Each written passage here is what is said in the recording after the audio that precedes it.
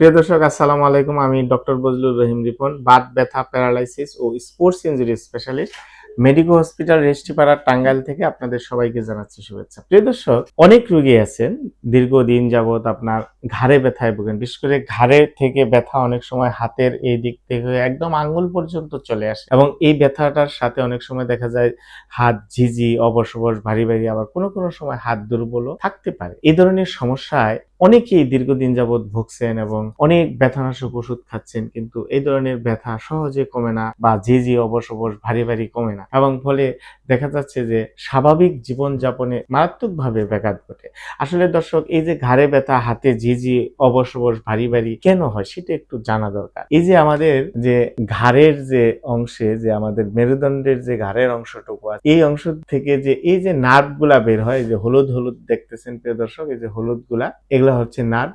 এই নার্ভের মধ্যে যদি কোনো কারণে চাপ পড়ে, তখন ব্যথাটা আপনার একদম এরকম ঘাড় থেকে হাত পর্যন্ত চলে আসতে পারে, সাথে ঝিঝি, অবশ অবশ, ভারী ভারী থাকতে পারে।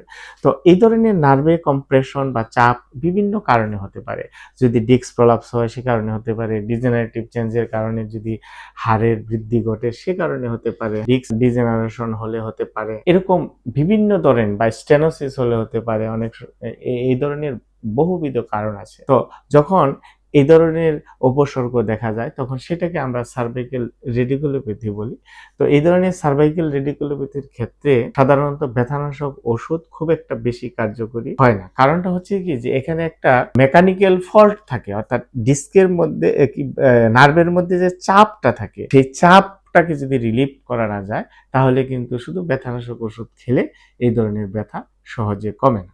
সুতরাং প্রিয় দর্শক, বিভিন্ন গবেষণায় দেখা গেছে, আধুনিক যে গবেষণাগুলি, সেগুলিতে যে এই ধরনের সার্ভাইকাল রেডিকুলোপ্যাথির ক্ষেত্রে আগে যেটা দরকার, প্রপার অ্যাসেসমেন্ট করে দেখতে হবে যে কি কারণে আপনার নার্ভের মধ্যে চাপটা পড়েছে। আমরা যদি সেই কারণটা আইডেন্টিফাই করতে পারি এবং নার্ভের চাপটাকে রিলিভ করতে পারি, তাহলে কিন্তু আমাদের হাতের ঝিঝি, অবশ অবশ, ভারী ভারী বা হাতের ব্যথা কমানো সম্ভব। এবং সেক্ষেত্রে সবচেয়ে আধুনিক এবং বিজ্ঞানসম্মত চিকিৎসা ব্যবস্থা হচ্ছে ফিজিওথেরাপি, যেটাকে এই ধরনের ক্ষেত্রে ফার্স্ট লাইন ট্রিটমেন্টও বলা হয়।